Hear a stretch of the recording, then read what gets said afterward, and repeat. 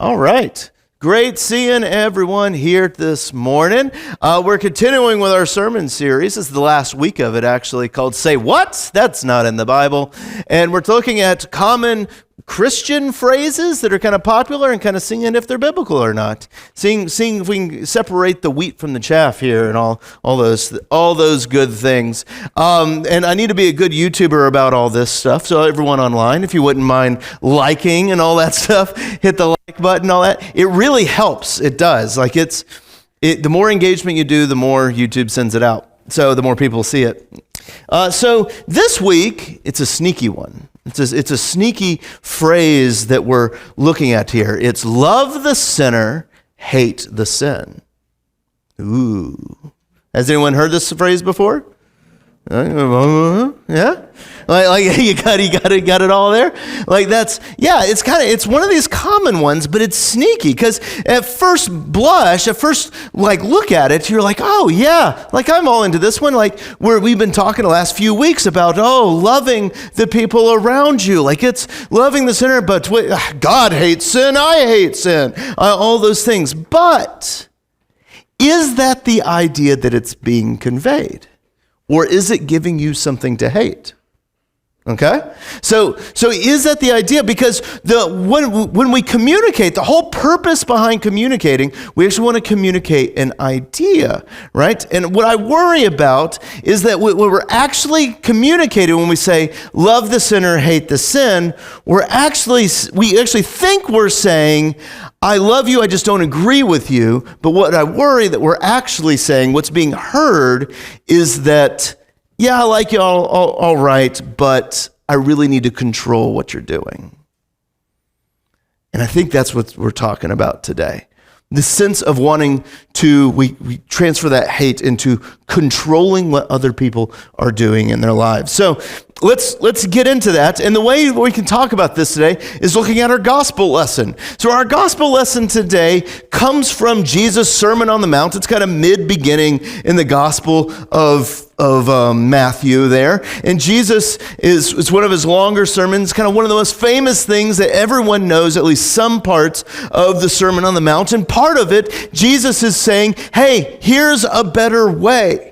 Now, there's a better way that you can live. They have the Beatitudes are right at the beginning of it. You're like, blessed are the poor in spirit, for theirs is the kingdom of heaven. It's kind of this backwards way of looking at the thing, because our sinful side of us, all we want is power, right? We want power, prestige, prominence, all these things that we want in our lives. And the Beatitudes are like, no, be a servant.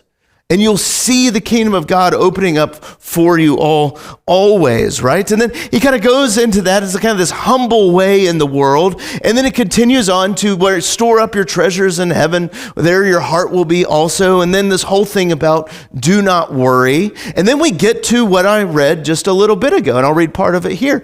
At the beginning of chapter 7, it says, do not judge, or you too will be judged. For in the same way you judge others, you will be judged in the same measure you use. It will be measured to you. Why do you look at the speck of sawdust in your brother's eye and pay attention to the plank in your own? Yeah, that's right. We're talking about Judgy McJudgersons today, right? That's what we're talking about. But in order to understand this, it's oftentimes our temptation is to look at just the Bible verses in front of us. But the way to actually become like good biblical scholars is to look at the context around it. So this is the beginning of chapter 7. If we back up, what happens before 7? 6. Good job. I'm just seeing how sharp you are today. That's so 6. So the end of chapter 6, it says this. Therefore, I tell you, do not worry about your life, what you eat, what you drink, about your body, what you wear. Is not life more than food and the body more than clothes? This is another one of these famous Jesus quotes where he talks about, look at the birds of the air, look at the lilies of the field, and how much God takes care of them. Almost a year ago to the day, I preached this sermon, Backwards Birds, right? To talk about how anxiety-ridden we get, and we see all these things around us, and he's like, no, stop looking at the clothing, stop looking at the food, we know that you need them. Look at the birds. You'll be okay. You'll be fine. But and I think Jesus is getting to a certain point with us. He's hitting something that's at our very core, in the midst of our being. And I think that we hate to be anxious. Does anyone here love to be anxious? You're just like, I love it. Like, I love worrying about things. Now, some of you really like your horror movies or something like that. Maybe I would accuse you of wanting anxiety, because I'm a wuss when it comes to all that stuff. Like, I just am. Like, it's. Although I've realized here this year that I'm not as wussy as I once thought I was. Like, I'm like, oh, this stuff's kind of fun. It's got some tension and all that stuff. But I think we usually are like, oh, I hate an anxious life, and yet we flee to it. You know? Think about how much just anxiety we bring upon ourselves. We watch 24-hour news. We watch all these different programs. We'll read things, all that stuff, and there's like, oh, I can't believe this is happening, right? And the world is falling apart. And we just lean into that anxiety. And God is saying, you'll be okay. And I think the first thing Jesus is saying in this section is surrender yourself to God. Surrender yourself to God. So say I do not have control over all these things. That's what God has, right? God has, and I'm in his hands. He's got the whole world in his hands. Like, he's got me in his hands. It'll be okay. Now, often we flee to anxiety, but Jesus is saying, don't flee to those things. Look at the birds. Look at the trees waving in the pneuma of God animating the creation, right? Like, look at how God is seeing these things through. Surrender yourself to God. So right after he talks about that, we get back into the judging stuff, right? And he says, and you can see, it's at the grayed out area, but each day has enough trouble of its own. So he's talking about all this. And then he says, right after each day has enough trouble of his own, do not judge, or you will be judged. For in the same way you judge others, you too will be judged. With the measure you use, it will be measured to you. Why do you look at the speck of sawdust in your brother's eye and pay no attention to the plank in your own? We're saying love the sinner, hate the sin, but are we actually just judging them? It's like, I sure do love you, but boy, howdy, I hate what you're doing, Dale, right? Like we look at them and we're actually saying, oh, this is what you're doing wrong. You can be better by doing this thing. Now, why do we do that? Is it possibly we want to feel better about our own selves? One of my favorite analogies is when you're out in the woods with your buddies, doing whatever you do out in the woods. I don't know. I'm not a woods guy, if you can't tell. And a bear starts chasing you guys. You don't have to be faster than the bear. You just have to be faster than your buddies, right? Like that's, and I think we look at sin along that same thing. It's like, well, at least I'm not as bad as there. God's going to have the cutoff line. As long as I get a C, I get degrees, right? I get the heavenly things if I can just get a C out of spirituality. Like that's all that I have. Like, and so we kind of do that. We look at other people like, you just need to be better. You need to be better. But what does Jesus say about all this? He's saying, why do you look at the speck of sawdust in the one guy's eye? He says, how can you say to your brother, let me take the speck out of your eye, when all the times there's a plank in your own eye? You hypocrite. You know what hypocrite means? It means actor. You actor, first take the plank out of your own eye, then you'll see clearly to remove the speck from your brother's eye. This is straight comedy. I think sometimes we take this too seriously, and it's like, oh, what's a plank mean? It's like a bigger splinter or something like that. No. It's like a plank. It's just sitting there. It's a yardstick. It's all I've got, all right? I'm not an outdoor guy. It's this plank. And it's like, oh, it's like, and you know who this person is that's like this, right?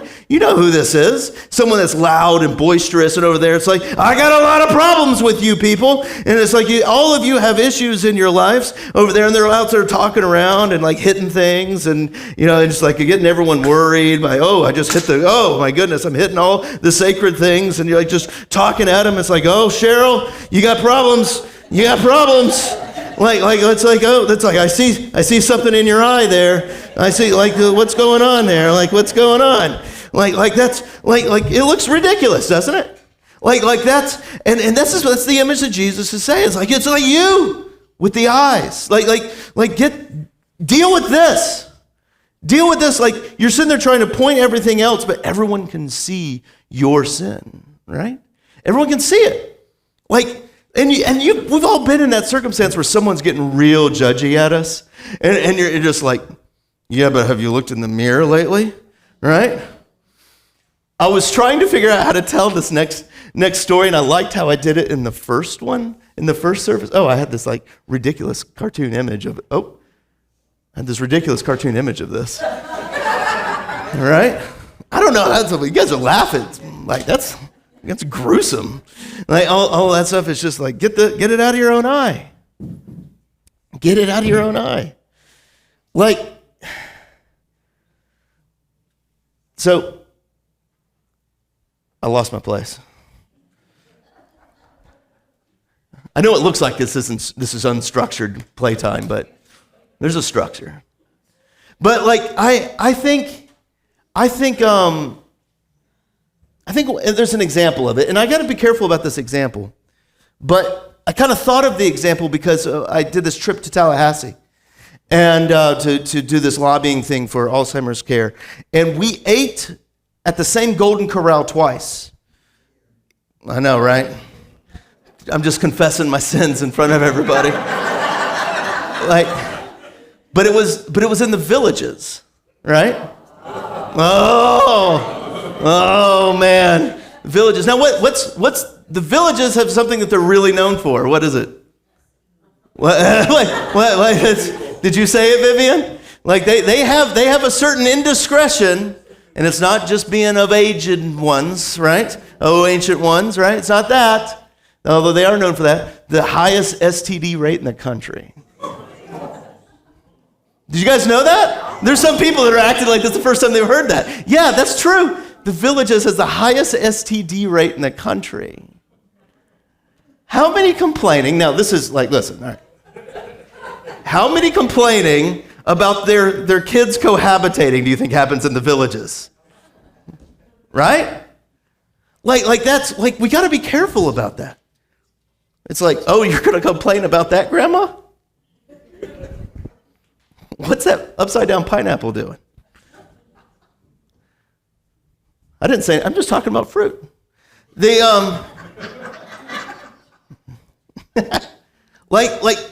It's so easy, right?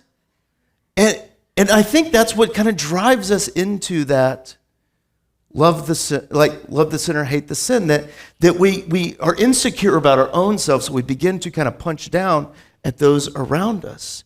And Jesus is like, hey, take care of this. Take care of this. Take care of that sticking out of your own face. Deal with that.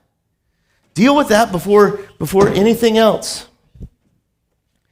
Over there, and I think Jesus is really telling us to do two things here, right in a row. He's saying, there's a better way to do these two things. Surrender your life and surrender your neighbor too. You can't control them.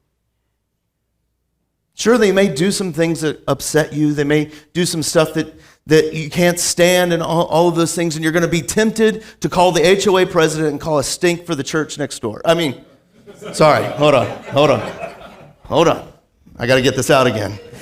You got to stink of the church next door, right? That's those. Some of you are like, what's he talking about? Come and talk to me afterwards. We'll give you the whole story.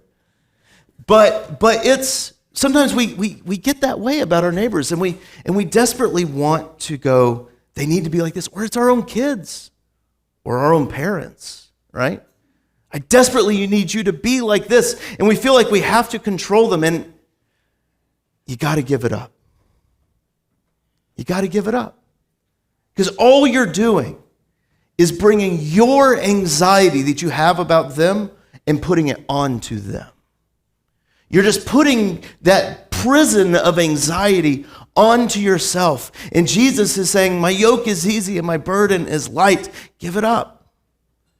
Give it up. And you can just love them. You can just love them. Even if you live in the villages, you can just love them. Such a ridiculous thing to say. So ridiculous. And the reason why you can do that is because that's what Jesus did for us. That he's sitting there talking the whole time about remove the log from your own eyes, and remove the plank from your own eyes, and all those things, and doing all this. He's just saying that, but he didn't leave it as just empty talk, because what we ended up seeing is that the end of his life there, he ended up taking the logs from our own eyes. He ended up taking them. He took these logs and he made them into a cross, and he died for us all. He went to the very bottom of ourselves, to the very bottom of our humanity, to the place where we sometimes squirrel off, and when we want to control and feel sorry for ourselves and all those things, have anxiety fits. He went in there and scooped us out of the muck and the mire on the cross, and then he died, and 3 days later he rose again so that we may be raised in a resurrection like his. So remove the log from your own eye. I don't think it's love the sinner, hate the sin. I think it's more along the lines of love the sinner, hate your own sin. But I don't even like that because we're using the word hate there. I think it's just remove the log from your own eye. Just realize what's going on. I got a lot of problems with you people. Right? And realize that. And so we can say, Lord, you have handled it. I give my neighbors to you. I give all these people to you. And I think the one thing that we can do to show this is analyzing ourselves. And that analyzing can come in this form. Is there someone in your life? Is there someone in your life that you are just not at peace with right now?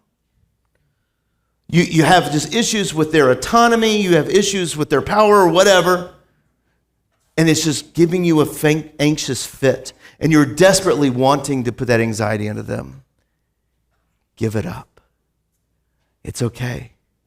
Because God gave it all up for all of us.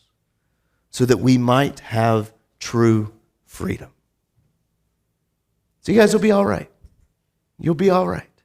Because God has done everything to take the logs out of our eyes. So live in the freedom and the grace that he's given you all. And we'll end right there. Jesus, we thank you that you love us so much and that you're with us. Lord, continue to guide us.